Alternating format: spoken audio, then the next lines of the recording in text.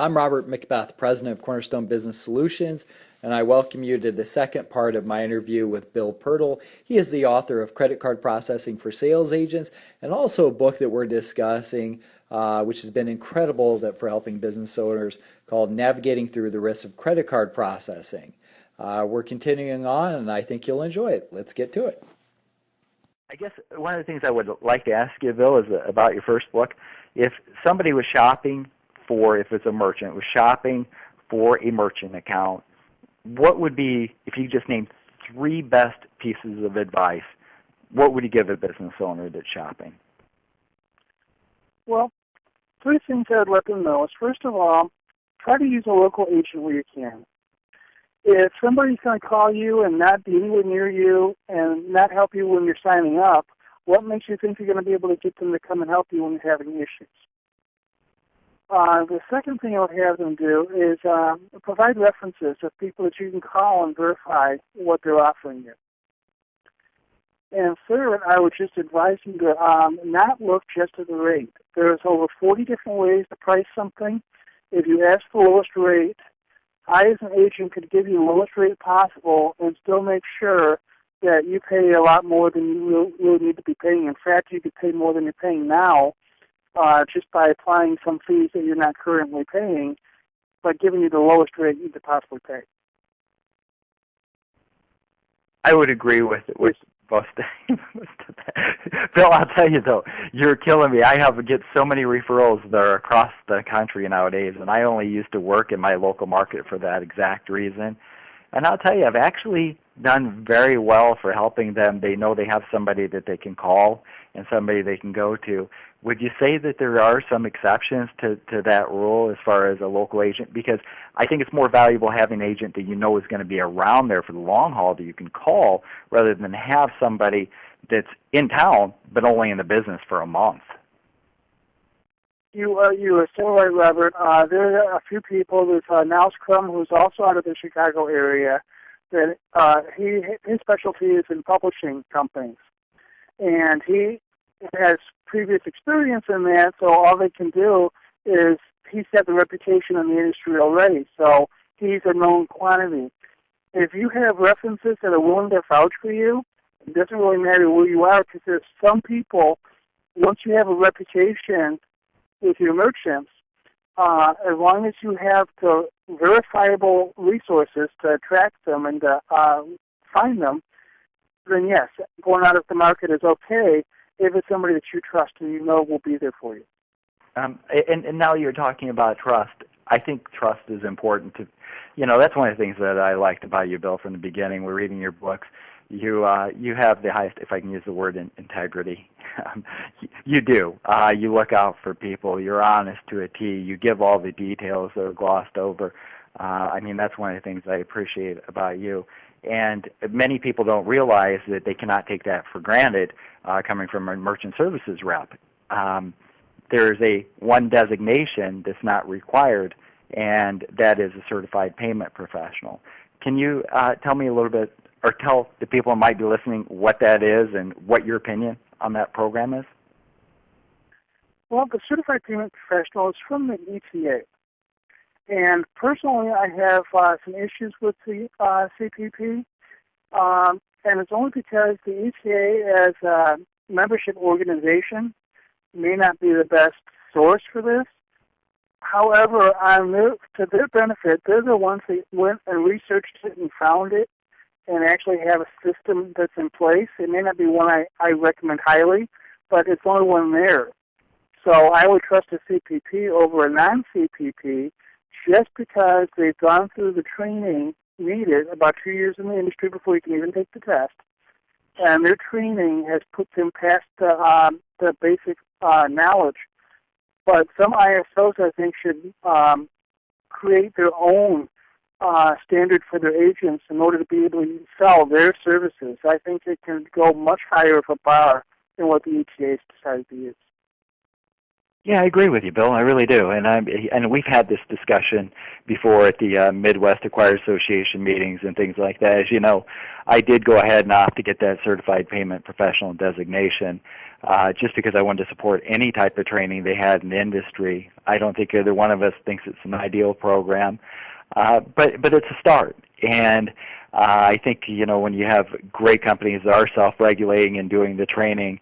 I think it needs to go the next step. What I was disappointed, we both discussed this, is that there really wasn't the training. It's like either you knew it just because you've been around forever when you went in for that test, or you didn't. And when I went in, I don't know if that's changed recently, there was no training for it whatsoever. Which we discussed. There's still no training. There's still no training.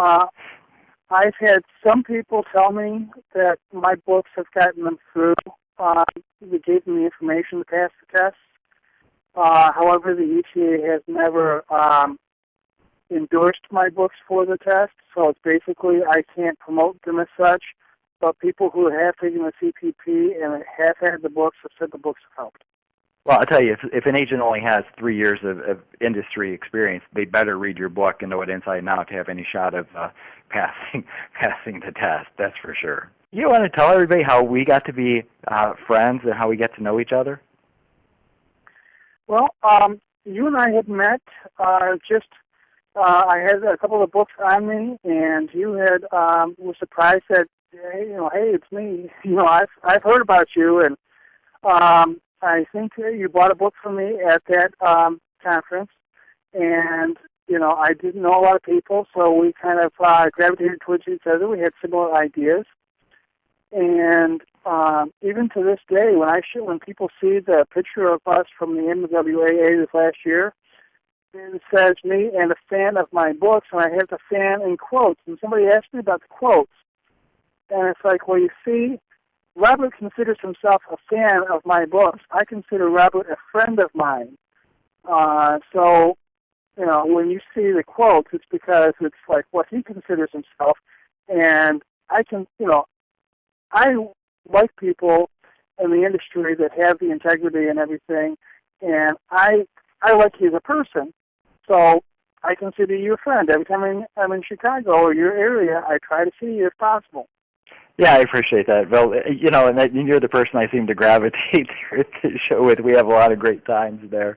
And the one thing I know about you, Bill, if you can't, you like surrounding yourself with great people and fans too. Which I am a fan. I'm a fan of your writing. We're friends, but I am a fan of your works and the great things that you do. There's no question about it. I had a great respect for you beforehand, and then when I saw you at the show, wandering around, I had a chance to shake your hand. That was, to me, I thought that was great. You actually came out and you build the relationship with your audience, and I think that's one of the important things. I was going to throw in something funny about your other fans you like your picture taken with, but I don't know if that's something you want to share or not. Well, she was the first person that asked me for a picture. Now, I'm overweight, and, even though I've lost 40 pounds recently, I'm still overweight. And you took the picture, and I thank you for that. But my posture at the time was horrible. That's why I decided to, from now on, I stand up when I have photographs taken with fans. And I told you the next day that I thought it was like Jabba the Hutt with Princess Leia from the movie Star Wars Return of the Jedi. Just because Susan was very petite, and it was interesting. I mean, I'm not going to say her last name, but she was petite, and I just felt silly when I saw the picture later because I felt that I had never had my picture taken professionally like that before, as a fan type of a thing. But I know the woman's name. I'll never forget it. I've seen her recently at another conference, and she walked right up, and we talked like we'd been friends for years. Bill, thanks for that. I thought that was fun. And you're too hard on yourself. I never saw that, but Bill, you've got this great self-effacing sense of humor that just cracks me up. I didn't know if you'd share that or not. We can edit this out later if you want, but I think that's... No, it's fine. Leave it.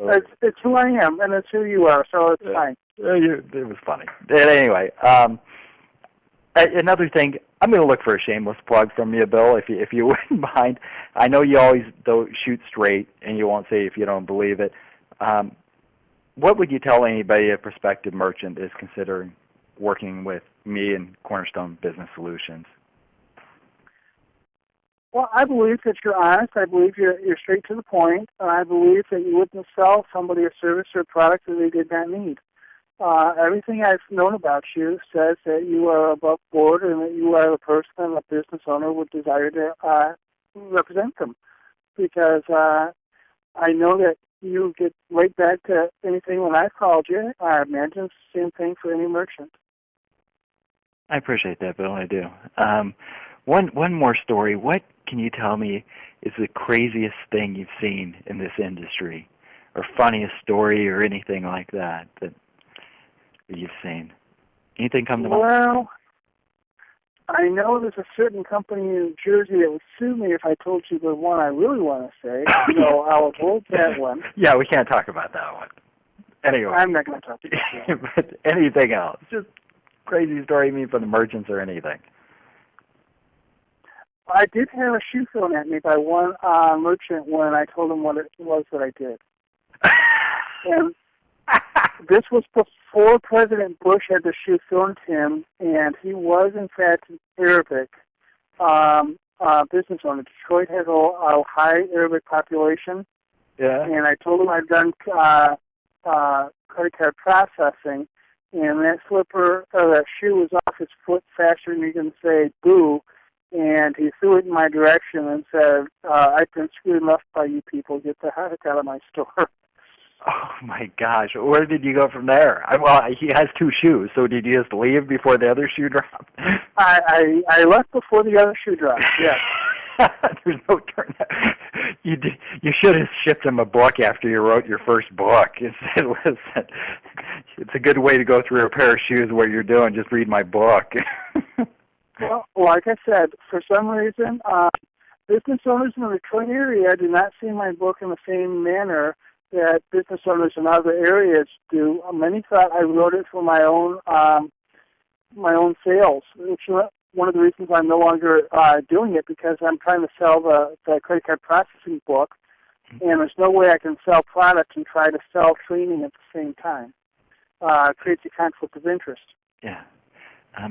And speaking of that, what goal do you think you would find the most satisfying to achieve in the future?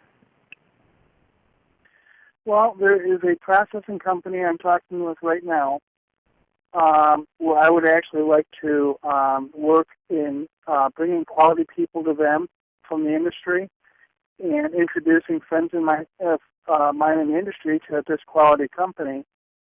If you don't mind me asking, why do you have such a passion of helping people out and training, whether it be with the agents or the merchants? Why is that so important to you, that vision? You know, I wish I knew, but I've always had a desire to help people. And even though I've gone through sales and other things, I've always had other people's best interests at heart. Even when it came to, in some form, even some of the personal relationships, you always care about other people more than you care about yourself. And if you're in that kind of a mindset, it makes it easier to do the right thing at all times. And I'd much rather help other people out and help them be successful, because in the long run, it helps me to be successful as well. And I've seen that from you, Bill. It's one of the things I appreciate about you. Anything else you'd like to add before I close this out? Nothing comes to mind at the moment, but we can always wait for part 2 for that. All right, that sounds great. Bill Pirtle with Robert. I'm Robert Macbeth, Cornerstone Business Solutions, and I want to thank you for your time, Bill, and have a great day, and appreciate getting this information out there to everybody. Have a great one, Bill. Thanks. Thank you very much. All right, bye-bye.